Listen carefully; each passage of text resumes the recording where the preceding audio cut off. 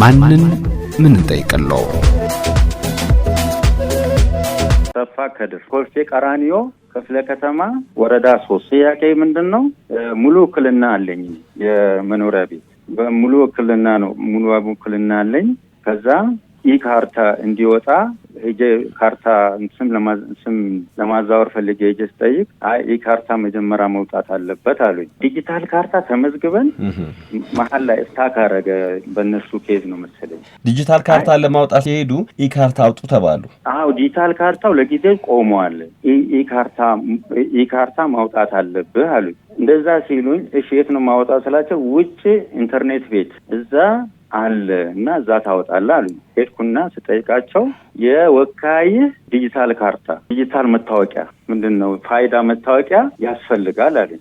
እኔ እኮ ሙሉ ውክልና አለኝ። ከጠየቃችሁ የኔን ነው እንጂ መጠየቅ ያለባችሁ ለምንድን ነው የወካይን የምትጠይቁት አልኳቸው። በቃ ኮምፒውተር ላይ ፊክስ የተደረገው እንደዛ ነውና እሱን ሳናስገባ መጠየቅ አንችልም አሉኝ። መሙላት አንችልም አሉ። እነሱ ሞልተው ነው ወደዛ ወደ መሬት ልማት የሚልኩት ማለት ነው። እዛው ፊት ለፊት ነው። ከዚያ እንዴት ይሆናል አልኩና አየር ጤና አካባቢ ውልና ማስረጃ አለ። ሄጄ ኃላፊውን ጠየቅኳቸው። ይሄ ነገር እንዴት ይሆናል? እኔ ሙሉ ውክልና አለኝ። ሰውየው ሊኖርም ላይኖርም ይችላል። የሙሉ ውክልና መብት ሰጥቶኛል አልኳቸው። እንዴት ይሄን ነገር እጠየቃለሁ ስላቸው እሳቸው ምን አሉ? የህግ መሰረት የለውም አሉ። እኛም እናስተናግደው ማንም ሰው የተወከለ ሰው ቢመጣ ከውጭ ይምጣ ከየትም ይምጣ የዛ የመጣውን አካል የተወከለውን አካል ዲጂታል መታወቂያ ነው መጠየቅ የምንችለው። የትም ቦታ እሱን መጠየቅ የሚችሉት አሉ። ቴንኪው አልኩና ቀጥታ ወደ መሬት አስተዳደር ኃላፊዋ ጋር ገባሁኝ። ወይዘሮ ሳማዊት በቀለ ይባላሉ እና እሳቸው ጋር ስገባ እንደዚህ አይነት ካርታ ላወጣ ስል እንደዚህ አይነት ምንድነው የወካይን ፋይዳ ጠየቁኝ። ይሄ ነገር እንዴት ይሆናል ከህግ አንጻር አልኳቸው። ከህግ አንጻር ትክክል ነን አሉ። የህግ መሰረት እንደሌለው የሰጠኝን አካል ሄጄ ጠይቄ ተረድቻለሁና ለምንድን ነው ይሄ ነገር ኮምፒውተር ውስጥ የገባው? እኛን ምንድን ነው ተገልጋዩ የመብት ጉዳት አይደርስበትም ወይ አልኳቸው። እየጎዳን አይደለም እና ለዛ ነው እናንተ ጋር ልደውል የቻልኩት። የኃላፊዋ ምላሽ ስህተቱ ምኑ ጋር ነው? ስህተቱ ምኑ ጋር ነው ካሉኝ እኔ ተወክያለሁኝ። የተወከሉት ቤቱን እንዲያስተዳድሩ፣ እንዲሸጡ፣ እንዲለውጡ ይሄ መብት አለ። በስጦታ መስጠት ሙሉ መብት አለ። የማንን ነው ንብረት በስጦታ መስጠት የሚችሉት? የተወካዩ የወካዮትን እኮ የወካዮትን ሙሉ መብት ሰጥቶኝ ሙሉ መብት ተሰጥቶት ይሄ መብት መሸጥ መለወጥ መብት ያለኝ ነው የሚሉኝ። ንብረትነቱ ግን የወካዮት ነው። የወካዩ ነው። ዲጂታል ካርታው ሲወጣ የእርሶ ሳይሆን የወካዩ ነው መውጣትም ያለበት። በሳቸው ስም ነው አይደለ? ዲጂታል ካርታውን አይደለም። ካርታውን ቢሆን አቶ ሰፋ ተብሎ ሳይሆን መውጣት አለበት የወካዮት ነው። ወካዮት ናቸው ለእርሶ የሰጡት አይደል?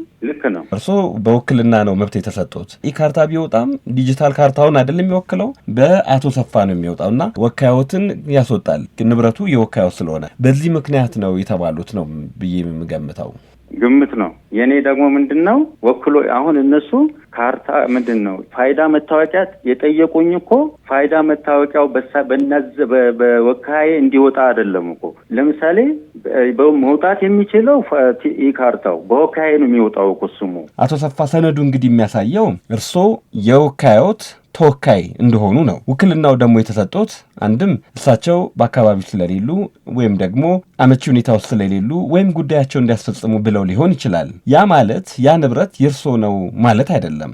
ንብረቱ ወይም መኖሪያ ቤቱ የአቶ ሰፋ ሳይሆን የወካዮት መሆኑ መታወቅ አለበት። ወካዮት አሁንም ዲጂታል ካርታ ከሆነ በኋላ ለእርሶ ውክልና ይሰጣሉ። ያንን ውክልና ተጠቅመው ሊያስተዳድሩ ይችላሉ እንጂ ካርታው በእኔ ስም ይሁን ማለት አሰራሩም አይፈቅድም።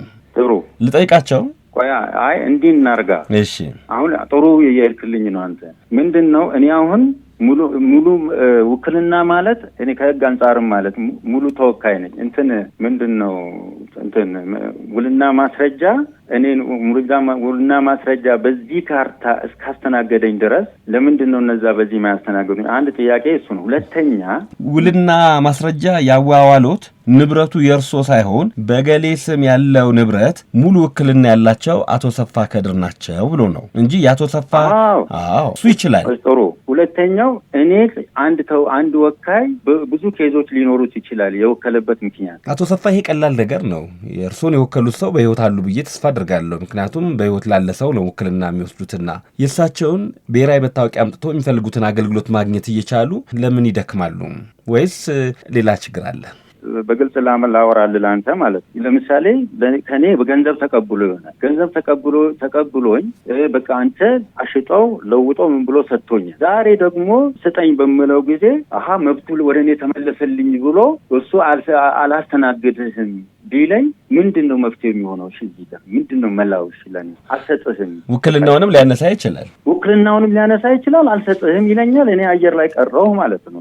ምንም ጥያቄ የለውም። ይሄ ምንም ጥያቄ የለውም። እሺ ይሄ በምንድነው መፈታት ያለበት? ከመንግስት አንጻር ከዜጋ አማራጩ የሚኖረው በሽምግልና ወይም ደግሞ ፍርድ ቤት ሄዶ በመክሰስ ነው። የመሬት አስተዳደር ጽሕፈት ቤቱ ግን ይህንን ቢያደርግ የኛኛውን ንብረት ያለሳቸው ፍቃድ ለእርሱ አሳልፎ እንደመስጠት ነው። ምክንያቱም ሽያጭ አልተከናወነምና ውክልና ነው እንጂ የተሰጡት በስሙ ለአቶ ሰፋ ከድር ሽጫለሁ የሚል ስምምነት የለም ወይ? ያንን ማድረግ ነው ያለው አማራጭ እንጂ እንዲያው መሬት አስተዳደሩ በስሜ ያርግልኝ ማለት የኮልፌ ቀራኒዮ ክፍለ ከተማ የመሬት አስተዳደር ጽሕፈት ቤት የወካዮትን ንብረት ለእርሱ አሳልፎ እንደሰጠ ነው የሚቆጠረው። ለማንኛውም ግን መጠየቅ ይቻላል። የተወደዳችሁና የተከበራችሁ አድማጮቻችን ለአድማጫችን ጥያቄ ምላሽ ለማሰጠት ወደ ኮልፌ ቀራኒዮ ክፍለ ከተማ የመሬት ልማት አስተዳደር ጽሕፈት ቤት ኃላፊ ወደ ሆኑት ወይዘሮ ሳምራዊት በቀለ ጋር ደወልኩኝ። አግኝቻቸዋለሁ። ጤና ይስጥልኝ ወይዘሮ ሳምራዊት፣ እንደምናደሩ? ጤና ይስጥልኝ፣ እግዚአብሔር ይመስገን። ወይዘሮ ሳምራዊት የኮልፌ ቀራኒዮ ክፍለ ከተማ ነዋሪ ሆኑት አቶ ሰፋ ከድር ያቀረቡትን ጥያቄ ሰምተዋል አይደል? አዎ ሰምቻለሁ። እርሶ ጋር መጥተው ምላሽ ማግኘታቸውንም ሰምቻለሁ። እንዲያው ከእርሶ ደግሞ ልስማ ብዬ ነው የደወልኩትኝ። መልካም። ያው እንደሚታወቀው መሬት ልማት አስተዳደር ጽሕፈት ቤት በሪፎርሙ እየተሰራ ካለባቸው ጽሕፈት ቤት አንዱ ነው። ሪፎርሙ ከሚያካትታቸው ነገሮች አንዱ በእያንዳንዱን አገልግሎት በዲጂታል ወይንም በቴክኖሎጂ የተደገፈ አገልግሎት መስጠት ነው። ምክንያቱም በማኑዋል ከዚህ በፊት የሚሰጡ አገልግሎት በርካታ ለህገወጥ የመሬት ወረራና የማጭበርበር ስራዎች ሲሰሩ እንደነበር ይታወቃል። ይህንን ታሪክ አድርጎ ለማስቀረት በቁርጠኝነት በቴክኖሎጂ ነው አገልግሎት እየሰጠን ያለ ነው። አቶ ሰፋም እንደተባለው እኔ ጋር መጥተው ቅሬታቸውን አቅርበው ነበረ። እሳቸው እንደሚሉት አንድ ይዞታ ላይ ተወክለዋል። የዛ ይዞታ ተወካይ የወከላቸው አካል ደግሞ ሙሉ መብት ሰጥቷቸዋል። ስለዚህ አሁንም ኢካርታ ወደ ዲጂታል ካርታ ወደ ኢካርታ ለመቀየር የመጀመሪያው ካርታ ማለት ነው እሱን ወደ ሁለተኛው ኢካርታ ለመቀየር ፈልገው ነው እኛ ጋር አገልግሎት የጠየቁት። አገልግሎት ሲጠይቁ ያው በዛው ስም ስለሆነ ሽያጭ ስላልተከናወነ የፋይዳ ነምበር ስለሚያስፈልግ የወከላቸው ሰው ፋይዳ ነምበር ወይንም ዲጂታል ወይ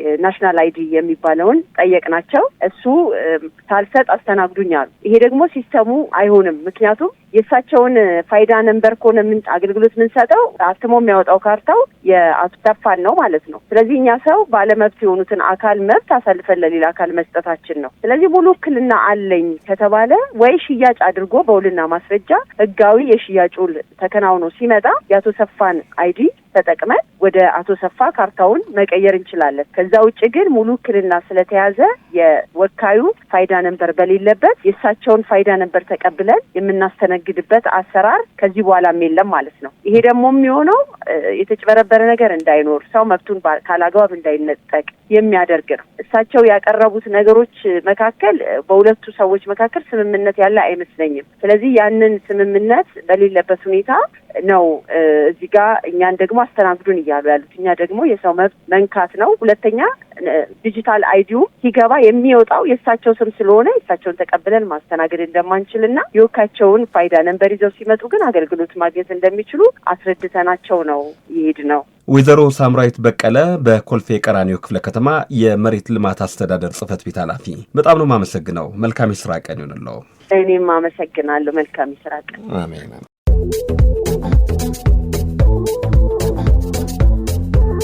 ማንን ምን እንጠይቀለው?